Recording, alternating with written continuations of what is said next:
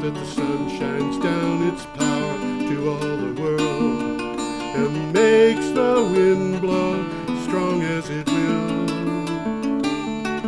So lovely earth can stay lovely still. Hello, ladies and gentlemen. This is Energy Week with George Harvey and the famous Tom Fennell. In the flesh? In the flesh. We always start the same way, but this time we're in a different studio. Yeah, we're in a selectman's room today, and it's different. Isn't it nice that they're letting us do this?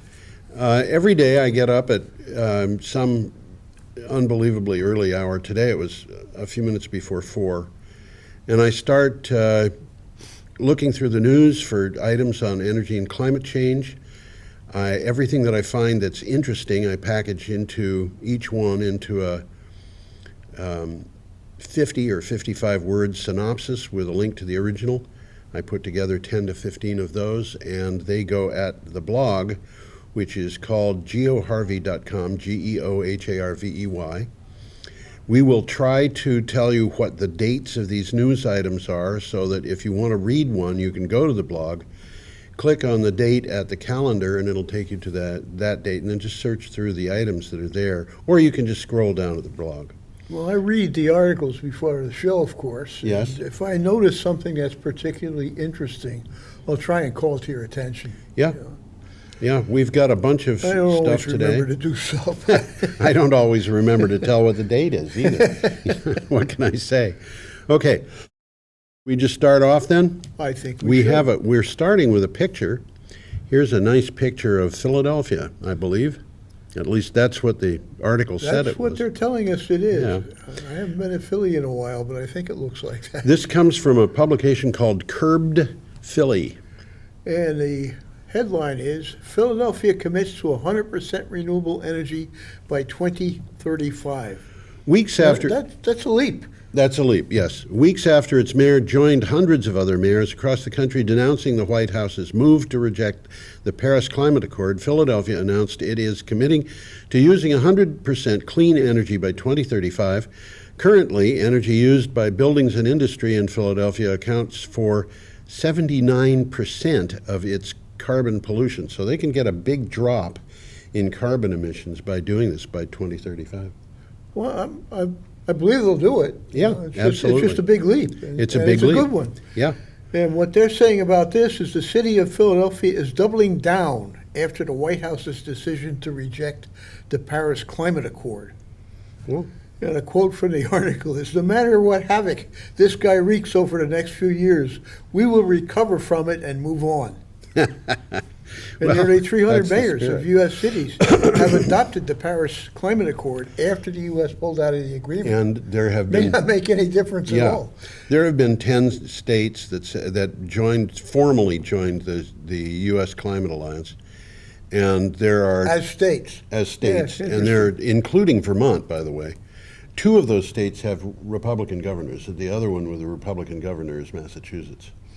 Yeah, okay. And then there are about a dozen other states that have indicated that they're planning on doing something like that, but they did not formally join the accord. Then there's about 3 different organizations that involve mayors of cities.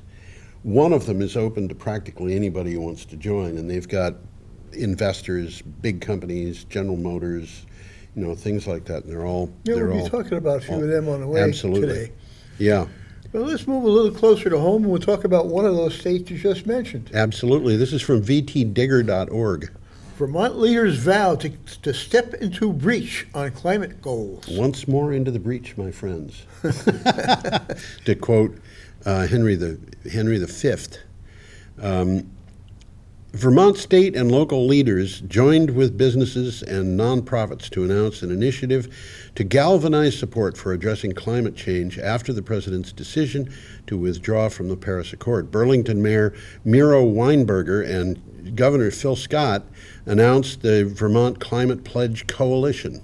Well, this coalition will collect voluntary pledges from cities, towns, colleges, businesses, and others. Yeah. To reduce greenhouse gas emissions and invest in renewable energy and efficiency projects. There you go. Here we go. There you go. Now we have an item from Clean Different Technica. image now. And another picture. There we go. There we go. By These are- Joe. By Joe, I think he's going. I think I got it.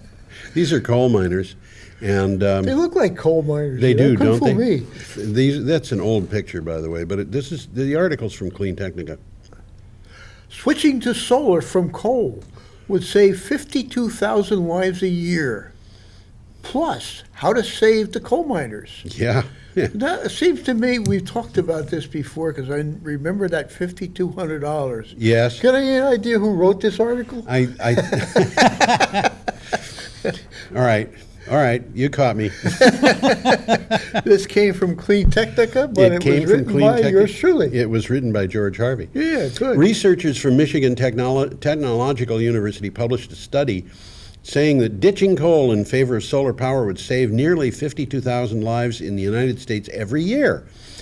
It says external costs of the use of coal for generating electricity amount to 27 cents per kilowatt hour. That's a lot. That's a lot of money. We wouldn't want to pay 27 cents per kilowatt What's it hour. running for now? About 15 cents, right? Yeah, That's this retail is- price? Yeah. Bureau of Labor Statistics data say that the U.S. has 51,000 coal miners. So the product of the work of those 51,000 miners, and it's not the miners' fault at all. No. I mean, they're people who go and they do jobs that are hard and dangerous. They can get sick, they can get black lung disease, they can get into accidents and things. But the number of people who are killed by coal exceeds the number of people who have jobs extracting coal. By a little bit. By a little Yeah, bit. that's- So my conclusion on this, Yeah. which you already know, do you want to tell him, or should I? I've got a little note to that. Why don't you tell him, since Yeah. you always talk Well, about of course, that? we talked about what's causing the deaths. Yes. Mostly lung diseases. Mostly, yeah. And how much they cost. And it's amazing how much they cost. At 27 cents per kilowatt hour is the externalities. Yes. Those which the producers are not paying, but Yes. everybody else is paying. Yeah. And the article says even if coal was free and the only costs were the 27 kilowatt hours of externalities, would we still use it? Yeah. And then there's a question to someone we all know and love. Donald, are you awake? But here's what's going on. The solution to the problem is a brilliant one. It'll never happen. It's too bright. But we have about 51,000 coal mining jobs in the U.S. Since the number of people killed each year by coal is approximately equal to the number of miners who produce the coal. Why not just let the miners go, giving each of them the value of 1 year's savings of human lives? Annuitized, that would mean each miner would get $100,000 per year to stop working and enjoy their home community, families, good health, and knowing that they have been appreciated by their fellow Americans. The number- that makes too much sense. The number that I got there actually came from the George W. Bush administration on the value of human life. Yeah, you mentioned that. Yeah. And if you take that money and you invest it at 2% and give the coal miners an annuity, they'd be getting $100,000 a year for the rest of their lives. You can't let poor people have $100,000 a year free. That's only reserved to the rich. Yeah, right. I have a feeling that those guys would figure out how to do very well. You'd have people in West Virginia towns opening antique shops and becoming artists and whatnot. Interesting, But yeah. the big deal with them Yeah. is that the towns that they live in depend entirely on coal in many cases. Absolutely. And if they lose Absolutely. their jobs, the guy Everybody's the broke. the guy at the barber shop doesn't have any customers. The gas station. The gas station closes down, and they have been there their whole lives. Their families have been there their whole lives, and if they have to move away, they're moving away from a community that they know, and they're moving away from other branches of their own families. So this is a serious problem for them. Very idea, definitely. Very idea definitely. of And losing it's their a jobs. multi-generational thing. It's been not- going on for a long time. Not an easy thing just to go out These and get a guys are job. not all newcomers who came to West Virginia to work in coal. Yeah. Okay, we are up to Friday, January 23rd. This is an interesting article. An interesting Exxon, article. Stephen Hawking, Greens, and Reagan's advisors agree on a carbon tax. Yep, this was in The Guardian. What do ExxonMobil, Stephen Hawking, the Nature Conservatory, and a number of former conservative cabinet members have in common? They're all founding members of the Climate Leadership Council, which proposed a revenue-neutral carbon tax policy. And it's interesting to me that cabinet members for Ronald Reagan are involved in this. Yeah, I had You the know. names of them here, but Well, I don't seem to have them. Rex Tillerson wanted to have a carbon tax too. Our Yeah, he Secretary did. of State, Yeah. who was a former CEO of ExxonMobil. So Well, this policy, it calls for a rising price on carbon pollution, so it'll be going up as it would be going up year after year. with 100% of the revenue being returned to taxpayers via regular rebate checks. So the people are going to get it. Yeah, I'll believe that when I get the check. Yeah, I hear you. I hear you. And it also says 75% of Americans support regulating or taxing carbon pollution. Well, I'll tell you one thing. I would much rather have this done by the states than have it done by the federal government. Because if Yeah, we do I hear it in you. Vermont, that means A the little money bit more stays in responsible Vermont. to the people. Oh, yes, absolutely. I mean, if I call up the, well, I am. I walk around Brattleboro. I know people who are homeless. I know a fair number of people At least who are by homeless. sight. No, I mean by name. you I talk with personally them. know them, yeah. And I also, when Peter Shumlin was governor, I knew the governor. Yeah. Now, I don't happen to know Phil Scott, but I do happen to know the lieutenant governor. And, this is a state where people can talk to people. It's Yeah. one of the nice things about Vermont. Yeah, anyway, should we move on? Yeah, we can. Still on I'm Friday. going to review what I'm laughing at. It's not you. Still on Friday, we're up to an article from the Japan Times. Trump's put down of wind energy during coal mining plug whips up backlash in clean energy Iowa. This is so funny. Here you've got Donald Trump talking about coal and wind power in Iowa, and it becomes an issue in Japan. Shows you what a small world we're Yeah, it living does. in now. President Trump's put down of wind energy at his Iowa rally was denounced across the state, which takes pride in its position as a national leader in wind generation. Trump was talking up his support for coal during his speech when he told the audience, quote, "I don't want to just hope the wind blows to light up your homes and your factories," end quote. And of course, he also put in a thing about birds falling out of the sky, or whatever it was that Yeah, he said well, is. Whoever wrote his speech didn't do their homework. Well, I'm not sure that he reads the speeches. I don't think he does. I think- the first time he reads it is when he recites it. Yeah, well, I don't know what he does, but I think that there's a lot of stuff that he says that isn't in the speech. And in this particular case, there are Chuck Grassley. Where is Grassley from? Is he from Iowa? He's from Iowa, yeah. All right. Iowa's senior Chuck- Republican senator, U.S. Senator Chuck Grassley, vowed to oppose any anti-wind policies. Trump may pursue any anti-wind policies Trump may pursue. Yeah, and here you've got Chuck Grassley, who is a well-known conservative Republican who's been in Washington for a long time, and he says, people in my state get, I forget what it is. I think it's 37%. I was going to say 35. Yeah. But, 37% of their electricity comes from wind power. They know what wind power is all about. They understand wind power. And, they are happy with it, and they're not interested in having Donald Trump put it down just so that, he can promote coal, which is not something people in Iowa are interested in promoting. Well, as I've said before, coal is a zombie right now. Yeah, it's a It's zombie. dead, it just doesn't know it. Yeah, and that's true. Although one of the things that happened last week was that Scott Pruitt said, well, we've put 50,000 coal miners back to work. No, maybe he just said miners. But there was, between Scott Pruitt and Donald Trump, one of them said, we've got 50,000 coal miners back to work. It wasn't 50,000 coal miners.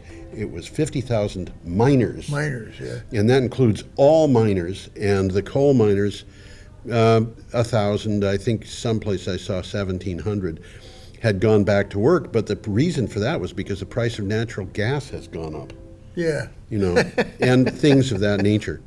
Okay, should we move on? Yeah, let's move along. We're at Alt Energy Mag, still on the 23rd of June, And we're in Ohio this time. in Ohio. The Ohio Senate reforms onerous wind setback rule. Vermont's got one too, I think. Well, they're working on They're one. working on it. Yeah. Unlocking Ohio wind resources, a multi-million-dollar opportunity for the state. Yeah, by the way, they didn't actually succeed in doing this. With the wind turbine setback regulations in place since 2014, Iowa has lost billions of dollars in wind power investment, along with jobs that would have produced to its neighbors. Now, Ohio Senate lawmakers have advanced an important fix to wind turbine setback policy in the state's proposed biennial budget. But you're saying it didn't work. It did not Didn't go work. through. No, it did not go through. The oil and natural gas people, the coal people, I don't think have any real power aside from Mitch McConnell and Donald Trump. But the oil and natural gas people are very much opposed to this. Well, there is coal in Ohio, so there's Yeah. a significant lobby there, I'm That, sure. yeah, I'm sure that's true. I spoke out of turn there. Well, But quick takeaway here is the state setback policy, among the most restrictive in the nation, has effectively stopped all new wind power development. which is what the setback. That's what this would- is about. Yeah, what the setback that we're talking about in Vermont is intended to do, I think. Absolutely, absolutely. For those who haven't been able to figure it out, the setback is how far away a turbine has to be from the nearest house. Right. And we'll Right. cover that a little bit more when we talk about Vermont. Yes. We are up to Saturday, June 24th, and this is an interesting picture, I think. This is Mount Hood Mount Hood, yeah. and the that's- Bigelow Wind Farm. Those turbines, by the way, are 6,000 feet tall. Are they really? Oh. So the mountain's much shorter than The that. mountain's very short compared to the turbines. I was thinking you were saying 600. No. Well, Portland General Electric embraces public in push for new renewables. New renewables. New renewables. This is from the Portland Business Journal. Portland General Electric, rocked by deep opposition to new fossil fuel infrastructure earlier this year, is now embracing the public as an ally as it pushes for more renewables. The utility said a new investment in renewables reflects, in part, the local reaction to President Donald Trump's withdrawal from the Paris Climate Agreement. This is a refrain that is just going on and on and on. People are really upset about that. And they're taking it into their own hands to do something. That's absolutely correct. That's the message At every here. level. At Yeah. every level. So, That's the message here. yeah. Well, I'm coming back to Vermont. Yep, Rutland Herald. Lawmakers pass climate resolution. This is an interesting one. This is reflected elsewhere by other things in Vermont. The Vermont legislature is supporting the Paris Climate Agreement despite President Donald Trump's decision to withdraw the United States from the pact. After some Republicans in the House complained the resolution would commit the state to pay for climate funding, that body passed it in an amended form. So we've got the resolution, but we're not funding it. Well, what takeaway I got here is the Senate passed a resolution urging Governor Phil Scott to support funding and policies to combat climate change. Right. Scott said Vermont is a leader in environmental policy. Yeah. The president's decision to withdraw from the agreement only strengthens the state's commitment. Yes, this And is very interesting that a Republican governor would say Would say that, yeah, quite that way. absolutely. Surprised they didn't assassinate him or something. Well, we've got other reasons for moving to renewable power, and I've been looking. I actually published another article in Clean Technica that talked about a projection of what was going to happen to the fossil fuels industry. And things look very bad for the fossil fuels industry. Well, as I've said on the show before, it's going to be economics that dictates. Yeah, but I'm afraid we're in. A couple of years ago they started talking about a carbon bubble. Yeah, This wasn't my term. It was people who were looking at this that were saying, I remember that. We're yeah. going to have to keep this stuff, these assets that these people are claiming, in the ground. And the lowest figure I've seen for the value of assets that are going to be stranded is $20 trillion, just a little bit more That's than the US lowest figure? That's the lowest figure. That's a little bit more than the U.S. national debt. The highest figure I've seen, and this is from a respectable bank in I think it might have been USB or one of those banks in Germany or Switzerland, the highest figure that I have seen is $100 trillion. Now, that amount of money, we don't think about that amount of money. That's 5 times the U.S. national I can't debt. conceive of that. No. If it won't No. fit in my wallet, If I we can't had a conceive of it. party for, and if we threw a party in Vermont, this is the thing that I keep going to with big amounts of money. For $20 trillion, we'd be partying into the 22nd century. but Count me in. okay, I'll do that. But what I'm seeing is the number of companies, fossil fuel companies, that have revenues upwards of $100 billion a year has dropped from 22 in 2015, if you count Koch Industries as one of the 22, the other 21 are oil and gas, to 7, not including Koch Industries now. And of those 7, all of them experienced drops in revenue over the previous year, from the previous year, of 30 to 38%. Which means a drop in investment. Yeah, and their investments for looking for new power have dropped to a level that has not been, we haven't seen since I was 4 years old. I'm talking about pre-1950. Wow. It's a while ago. That was a while ago. Yeah, for sure. We are not going to have oil available in just a few years because we're not investing in finding any. That is going to be grim. It's going to be grim. We'll have It's going to be absolutely grim. The another oil quicker we crisis. get our act together and have batteries and solar and whatever way we can generate electricity on a local level, the better off we're going to be. Well, they're doing great progress on solar, on Yep. batteries. We'll be talking about that a little Absolutely, bit later. There's some yeah. very interesting things coming along in batteries. Oh, are there ever? Should we move on? Yeah, I Tom? think so. We're up to Sunday, June 25th, and I've got an item from we the haven't done summit. one. We still got one. Oh, we one do? left, yeah. From Yes, IBM. you're right. I missed it. From North American Wind Power. Exactly. IBM, 4 years ahead of schedule in renewables and CO2 reduction goals. This reminds me of that thing that we had a week or two ago about Dong Energy hitting its goal for I think it was 2040. It had a goal for 2040 that it Yeah. set in 2015 for 25 years hence, and it hit it 23 years early. Yeah, this is from North American Wind Power. Technology giant IBM says it has achieved 2 major commitments 4 years ahead of schedule in its efforts to help combat climate change.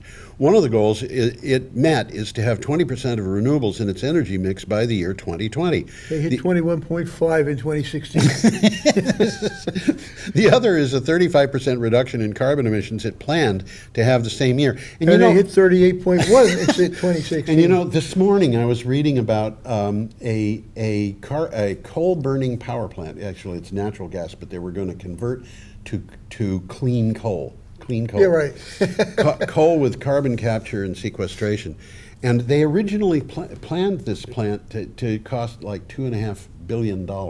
Yeah. Well, it's 3 years behind schedule. It has already gone to $7 billion, and they're pulling the plug on it. It's still going up. Oh, They're pulling the plug on it. We're going to talk about something like that, aren't we? Are we? Okay. think so. Well, Coming maybe it was for today's news. Yeah, maybe. But anyway, this one, the IBM is just way ahead of schedule on this thing, and also are a lot of other people, as opposed to nuclear and coal and everything else, which is behind schedule. IBM's doing their homework. They are doing Penny their homework. saved is a penny earned. But the other thing is, certain industries, the nuclear industry is notorious for having reaching goals behind schedule, reaching goals over budget. over budget. Yeah. The wind industry, the solar industry, almost always, I either hear that they came in on time at budget or early and below budget. Well, again, they're making progress as we speak. Yeah. I very seldom hear anything else. But now we can go to Sunday, June 25th. Let's talk about Colorado. Sunday, Summit Daily News. And this picture that I've got here is fascinating. And I just put it in because it happened to be accompanying the article. And it's a snowplow. It's a snowplow. Well, it's not a plow. It's a snow blower. Yeah. Like, the thing that people walk around their driveways with, except this thing is on a train. Yeah. And Which they need in Colorado. They need in Colorado, that's right. So this is I've seen pictures of these things running down the track, you know. It's just like you say, it's a huge snowblower. They have these things mounted on trucks too sometimes. Something like that, yep. Yeah, I Yep. remember seeing a what looked like a cavern that driving down this thing on a road in Illinois when I was a kid. It had 18 feet of snow on either side of Wow. it. Because you know, this is what happens when people do things and they don't think about what's going to happen. And you know, the wind in Illinois can just blow out of the same direction for hour after hour after hour. And if that happens to be in a blizzard, You get a lot and of it snow. happens to be blowing across a road, and the farmer happens to have put up trees along the road as a snow block for his fields, the road gets covered by a 25-foot snowdrift, you know. So they need machinery like They this. need machinery Yeah. like that. I knew a girl Did you? who came into school after a big blizzard we had, and she said she was terrified because she got out of bed in the morning and looked out her window and realized that the window was buried by snow. And she was on the second floor of the house. Wow. And then she went down, and in those days, in the 1950s in Illinois, everybody had a picture window. It didn't matter what you were looking at, you had a picture window. And she went out and looked out the picture window, and the front lawn was just grass.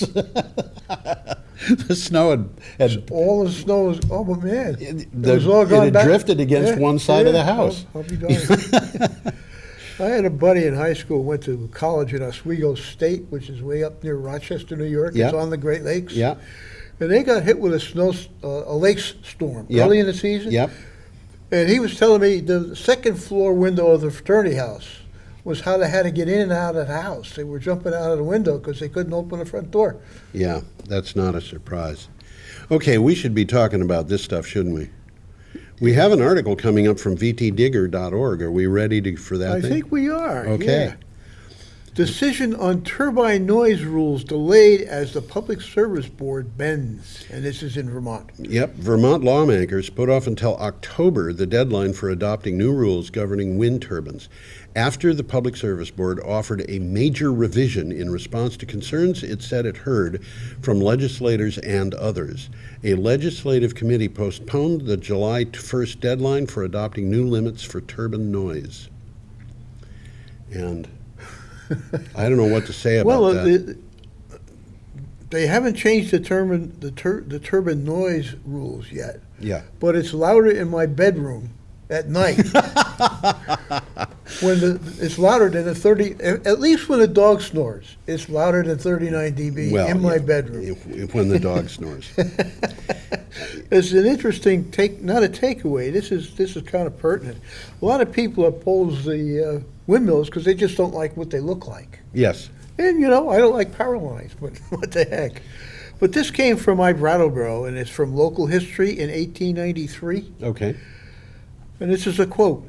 The big telephone poles which have been set in Main Street from the bridge up to the People's Bank are undoubtedly cosmopolitan, you know. But they are a crying offense to the eye, and their effect is as ugly as it is possible to imagine. Yes, I think I will go with that. Beauty is in the eye of the beholder. Yeah, but I've always thought power lines running down streets and things like that were, Well, they're not the prettiest thing in the world. they but, certainly are not. They're not the ugliest either, but they're not, you know. Should we move on? I think we should. We're going to trust. Still June 25th, we are reading talking about an article now from the Charleston Post Courier. And we've talked about this construction before, but Yep. this is a new aspect of it. Yep. Missing documentation throws nuclear project timeline and costs in doubt. This is astonishing. It The is. owners, the owners of VC Summer Nuclear Station believed a detailed construction schedule by their builder was the basis for the timing and cost of adding 2 reactors at the South Carolina plant. They have learned that material does not exist, calling into question repeated assurances that the new units can be built by 2020 for $14 billion. I'd bet you right now this isn't going to be built. Oh, this is such a nightmare. And, you know, every time I hear about nuclear power, it's more a nightmare. And it doesn't matter I mean, people say if we just get this fusion power going, it's going to be, we're going to have an endless amount of power. The fuel is just water. Well, I'm sorry, the fuel is not water. It's heavy water. It's half of it is deuterium oxide. That's heavy water. That's heavy water. The other half is tritium oxide. That's even heavier water. It's even heavier water, which costs about $35 million a quart. I mean, this is, you can't just go to the spring, get some water, and power your house. Yeah. And of course, 60 years of research and development on this has got us to a point where the reactor can actually produce more power than it consumes for a couple of seconds, which is like saying I've put $35 billion into a generator that'll power a light bulb for 15 seconds. Well, they've been working on fusion power now for more than 50 years. Yeah. Yeah. They really haven't made much in the way of progress. Well, I think it depends on how you look at it. They've made an enormous amount of progress. But the problem is it's an enormous job. It's still not enough. Yeah. Okay, should we go on? Yeah, let's move on to New York here. Okay, this is Monday, June 26th, and we've got an item from RTO Insider, and I've got another new picture. And this is also very interesting and important. It is. New York bill sets stage for storage targets. New York lawmakers unanimously passed, this is Democrats and Republicans and anybody who happens to be neither, passed a measure requiring the state's Public Service Commission to set targets to increase the adoption of energy storage in the state through 2030. The new law requires the commission to work with the New York State Energy and Research Development Agency and the Long Island Power Authority. Well, storage isn't just about saving energy or preserving energy. Yeah. Enhanced reliability is a top benefit of using energy storage. Yeah. Storage also increases the resiliency of the electric grid by supplying power in the event of an electrical outage. And it reduces the price to the consumer. And it does that too. So there's a lot of pluses for storage. Why we've got that thing down the river at the Northfield Mountain. Yeah. That was put there in order to reduce prices to the consumer and make money. Make money. Yeah. And they've been making money down there ever since Vermont Yankee came online. This was not a huge battery that backed up wind and solar. It's a huge battery that backed up baseload power. And that battery consists of water. And the battery consists of water running between pumping it uphill to something like a 125-acre lake, and then it goes back down to the bottom. And they do that on a daily basis. Park around it. They have a nice park around it. They have solar panels across the road. So, well, here's a quick takeaway here. The energy storage industry has made rapid technological advancement over the past few years, and costs have dropped dramatically. They have indeed. That's very true. And the picture that we've got here is a picture of an EOS battery. And yes, that battery's 5 stories tall or 6 stories tall. Maybe the bottom story we can't see, but I think it's probably 6 stories tall because they stack these units in pairs. So I would think that the height of the thing would be a multiple of 2. And EOS they're the one that's distributing batteries. In that battery that you're seeing there cost, I think, $160 per kilowatt hour. Which, I don't have a well, basically $200 per kilowatt hour is considered disruptive to the grid. At $160 per kilowatt hour, it's affordable. It's not only is it affordable, but it's cheaper than natural gas. Okay. This is the kind of thing that the would back up, a huge grid. I should mention the Tucson Electric Company, which just signed a power purchase agreement for 100 megawatts of solar power with battery backup. And the price of that was 4.5 cents per kilowatt hour. 100 megawatts of solar, that's a big project. Yeah, with battery backup. That's even bigger. Yeah, this is this is the shape of things to come. Yes, really. It is. But at 4.5 cents per kilowatt hour, it's below the cost of combined cycle natural gas. So, can't beat that. Yeah. Okay. We are up to an article from petroleumworld.com. Aha, this is an interesting one. Trump Yeah. to emphasize U.S. dominance in energy production with oil and gas exports. Oh, yeah. Let's make buggy whips and mechanical typewriters and mechanical adding machines and slide rules and incandescent light bulbs that are powered by dynamos. Donald Trump will tout surging U.S. exports of oil and natural gas during a week of events aimed at showing the country's growing energy dominance. He also plans to emphasize that after decades of relying on foreign energy supplies, the United States is set to become a net exporter of oil, gas, and coal with a new renewable and nuclear technology. And I'm just wondering, where is that stuff going to go? I mean, Well, the guy who honestly. wrote this article was very cynical. Yeah. This is what he has to say. As with previous White House policy-themed weeks, such as the recent one focusing on infrastructure, the framing is designed to draw attention to Trump's domestic priorities and away from more politically treacherous matters, such as multiple investigations into Russian interference in the election. Yeah, well, and now he's blaming Obama for He's fainting. Yeah. FEI. Yeah. Yeah. He's blaming Obama for colluding with the Russians. I don't know what to make of this. Should we move out of that? Yeah, let's move on to Okay, something. our next item is from Renew Economy, and it's still June 26th. Well, it doesn't sound like much, but it is significant. Yes, Solar it is. amounts for 2.2% of U.S. electricity generation in April. Solar energy continues to be the fastest growing energy source in the United States and now accounts for 2.2% of the U.S. supply. Large scale solar production in April totaled 4.8 million megawatt hours, a jump of 63% over the same month a year ago, and with a combination of rooftop contributed 6.9 million megawatt hours, or 2.2%.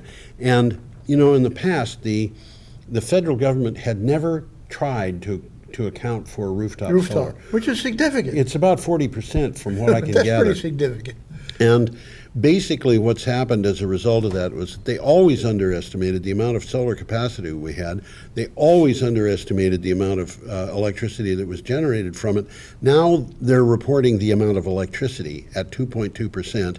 And this is getting to be significant. And when you consider that it's growing at rates of 60, 70% per year, that 2.2% is going to be 3% next year and 4% It's the year growing after. rapidly. And what the article here says, for the first time since the beginning of the nuclear era, renewable energy sources are now providing a greater share of the nation's electrical generation than nuclear power. Yes. So it's starting to take Yes. over. Yes. The 2.2%, it isn't much, but it's growing rapidly.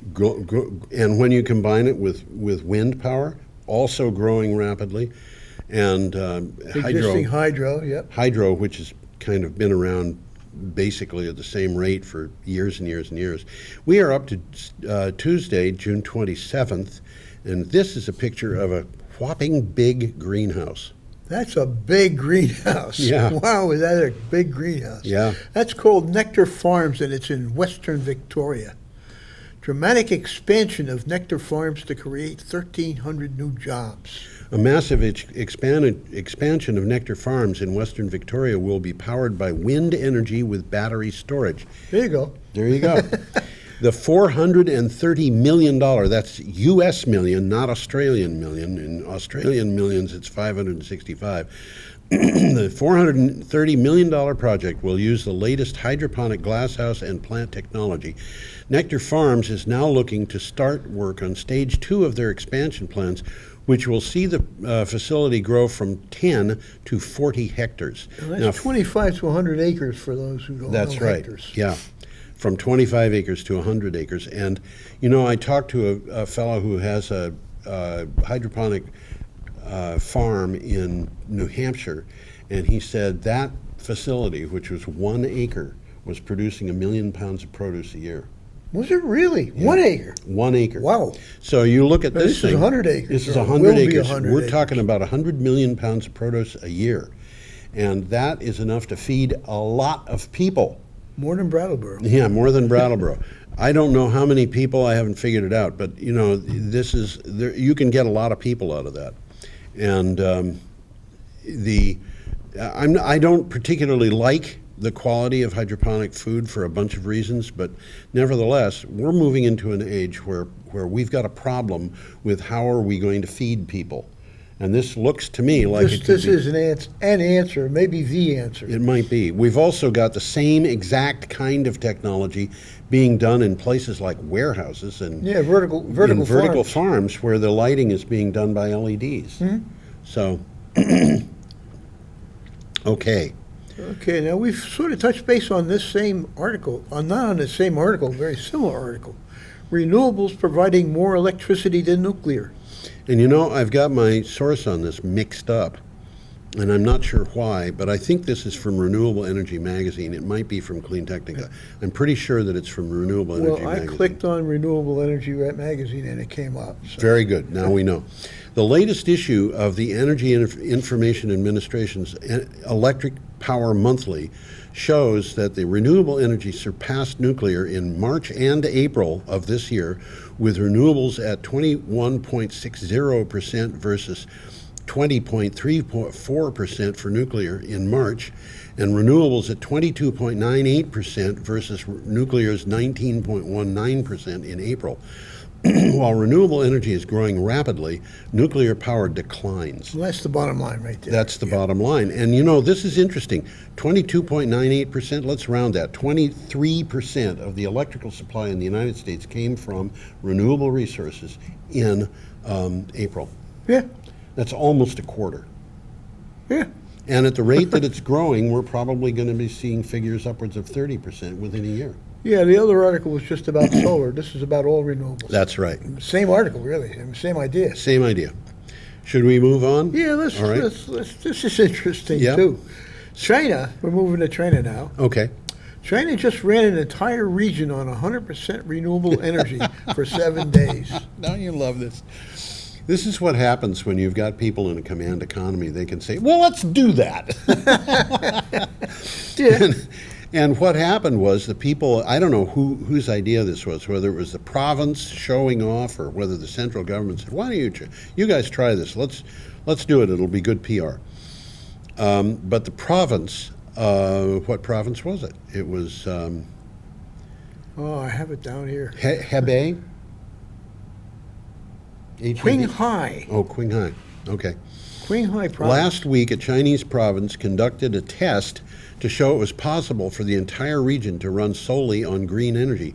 For 7 continuous days, over 5 million citizens living in the province survived without any use of fossil fuels on 100% renewable energy, according to state-run Xinhua news agency. Well, during that week, they saved 600,000 tons of coal. 600,000 tons. Well, almost. Almost 600,000 tons. Well, I don't know how much carbon dioxide a ton of coal produces, but probably more than a ton. Oh, much more. My guess is a ton of coal would produce probably something like 3.5, 4 tons of carbon dioxide. Wow. Because the carbon all goes out in the carbon dioxide, and coal is mostly carbon, but that carbon all goes out in the carbon dioxide, but the carbon dioxide also grabs 2 oxygen atoms for every carbon atom. The carbon atoms have an atomic weight that is around 12, and oxygen atoms have an atomic weight that's around 16. Mm-hmm. So, you know, all of those things count. All of them count. You know, the molecular weight of carbon dioxide is going to be 44, and 12 of that is from the carbon. Is carbon. The rest is oxygen from the air. Okay, should we move on? Quick takeaway here, because the trial supports the idea that the grid will be able to remain stable. Yes. Without needing coal or gas to supply baseload energy. Right. Which was one of the things they were trying to prove. Right. Okay. There was a little takeaway here. Has nothing to do with this article, but when the article came up, there was a picture there that showed China has officially started building the world's first forest city, and it really looked nice. It was a green city with trees all over the place. Yeah. It really, I good. didn't, well, the article wasn't even up yet, but Yeah. just a picture of it. It really looked like a nice place to That's live. nice. Okay. Well, We're up we're to on Wednesday, Wednesday, huh? June Time 28th. flies when you're having fun. That's right. And we have an article here from Clean Technica. And that We got a picture there, don't picture we? that's there is the Navia Arma vehicle. So push me, pull you. It looks like it could go either way. It might, actually. You know, I mean, the way these things work, it might go Yeah. either way. It would make sense. Well, let's talk about what it is. Autonomous shuttle maker Navia Arma, that's the name of the company, establishes the first U.S. plant in Michigan. And this was a very interesting article. Yes, indeed, it was. The French maker of autonomous shuttles announced that its first assembly plant outside Europe will be in Michigan. The state has already publicly backed autonomous vehicles on its roads, with Governor Rick Snyder, who signed driverless vehicle legislation to be tested in the state, seeking to make it a global leader. And I could just see somebody getting into this thing that kind of looks a little bit like a bus and saying, "No, there's no driver," you know. He went on his coffee break. And the bus is rolling off on its own. Well, this is the thing of the future, really. The only difference is in the not too distant future, they're not even going to have wheels. You think? Yeah, Really? yeah. How are they going to do it? Don't tell me anti-gravity. Why not? No. Okay, Some sort of upward propulsion. maybe. I mean, they've been doing this thing with vehicles that are you know, with lifts like those Yeah. drones. Yeah. Okay. Should we? This is you know, when I put this thing up on my weekly blog, I said the Navia Arma, an extremely silly-looking autonomous shuttle. Well, in another generation, at least in the big cities, people aren't going to have cars anymore. You won't be able to afford to Well, have a that's car. what Tony Seba says. Yeah. He says that you could spend a tenth of the money and get better service than you would out of your own That's car. exactly what they're talking about, and it's going to win. The economics will win. Economics will win. Yeah. It'll be a while before it comes to Brattleboro, but it's going to hit Well, Boston we'll and New see York what happens. in a generation. Yeah. Manufacturers Monthly, I'm sorry, I was going to say weekly. Manufacturers Monthly gave us this next item. This is a very interesting article. Super. Next generation of manufacturing in silk screen printed batteries. Printed batteries. We talked about a couple of weeks ago about printed PV. Yeah. Now this is printed batteries. Pretty Yeah. soon they'll be able to print the whole damn thing. Ooh, you go, Yeah. cut it off. Cut there off you as go. much as you want. Absolutely. Ultra thin, flexible, screen printed batteries for cheap portable devices and intermittent renewable energy are closer to reality due to a joint project with 2 Australian universities to develop technology by battery energy storage firm Printed Energy. The solid-state batteries are printed in a roll-to-roll process like a newspaper. Now, It's just amazing. Yeah. The batteries just come rolling out in an yeah, they infinite come length. rolling out. You can build, they do build, silkscreen presses that operate with the paper just going by. And the silk screen is like a big drum, Okay. like a mimeograph Yeah, yeah. machine. And what you've got is a spool of paper over here and another spool over here. And you feed the paper from this spool to this spool, you know. And when it gets over here, it's printed. And when it gets over there, it's printed and dried. And dried. And okay. dried, and you know, they're going to have batteries that you can cut with a With the scissors. scissors, I would guess. yeah. And this is like, what? Really? Well, I looked up to see if this guy was the same guy that had developed the printed PV, and it's not. No.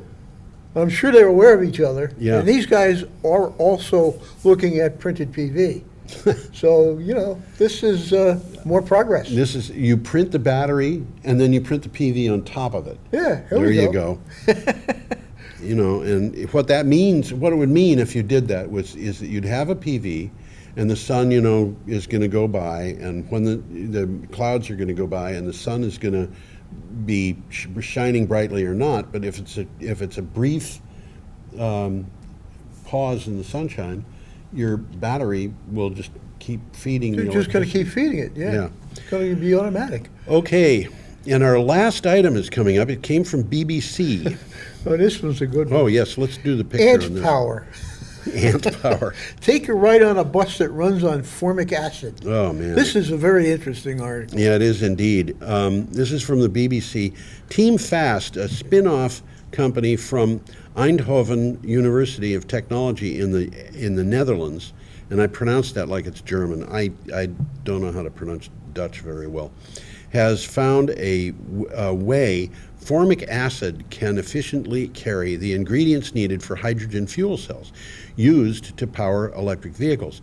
The fuel is a liquid, which means that you can transport it easily and refill vehicles quickly, just as with conventional fuels. It also means a couple of other things, one of which is it's very dense compared to, in terms of the energy it holds. Compared to hydrogen. Yeah. Yeah. And the other thing is hydrogen goes through everything. I mean, Yeah, hydrogen it's hard goes to store. Very hard to store. It'll go right through the steel. Yeah. And so if you have a steel tank of hydrogen, A week later, you got a steel tank enough. yeah. Well, it might not be a week later, but certainly it's not going to be very long before Right, it's for all sure. gone. And storing this in formic acid, what they're doing is they are taking the formic acid and breaking it up, and Using appropriate power. using appropriate power. Formic acid is HCOOH. Okay? All right. Now, if you think about that, that's two There's hydrogens. H. There's your H. And then you've got a carbon and two oxygens. So you've got hydrogen, and if you combine those two hydrogens together, they're at opposite ends of the molecule, but if you can bring them together, then you've got a hydrogen molecule, and the rest of that is going to be CO2, which just goes off in the atmosphere. But they got it from the atmosphere. They in the got it first from place. the atmosphere in the first place. If you look at that picture, it's interesting. Yeah. The thing attached to the back is more than just a fuel tank, Yes, because this process requires equipment. yes, And that is the equipment. yes. But I would expect if this thing works as they expect it will, that's going to be built right into the bus. Well, it might be and it might not be. There are reasons why you might not want to put it in the bus. And one thing about, when I read this, I said, formic acid? Really? Formic acid is nasty. Well, ask any ant. Yeah, right. Ask anybody who's been bitten by an ant. Yeah. But I have handled formic acid, and Have you? it's not my Yeah. favorite acid. My favorite acid is carbonic acid. I like carbonic acid. Absolutely. Yeah. That's what you get when you go to the store and buy soda water. Yep. Well, I think we're up to the end of the line here. There's our finis. Well, interesting takeaway here. Oh, The yes. tailpipe emissions Yes. are only CO2 and water. Yeah, CO2 and water. And you can pump this stuff like you can pump gas. You can pump it like gas. There are a lot of benefits in this technology. There are a lot of benefits. I just kind of cringe when I think about a person running into that, an accident involving a trailer. If there's an accident and that's leaking, it's going to be kind of nasty. It's going to be a little nasty. Although, honestly, it won't be as nasty as gasoline. Well, I was just going to say, gasoline's pretty nasty. Gasoline is we're nasty. accustomed to it, but it's we're lousy accustomed to it. stuff. It's horrible stuff, and you don't want to be in an accident and have the gasoline supply leak and then catch fire. But formic acid, it smells bad. I don't like it. Anyway, we are at the end of That's the end. the show. That's the end of the My whole goodness. thing. Bye, everybody. See you next Goodbye. time. We spin and we toil, we work all day, sowing and reaping, we store goods away, so we can be dressed well on the day that we die. We dig and drill and waste what we find, break up the earth, leaving little behind, but we will grow lilies in the by and by. I want to point out that the sun shines down its power to all the world and makes the wind blow strong as it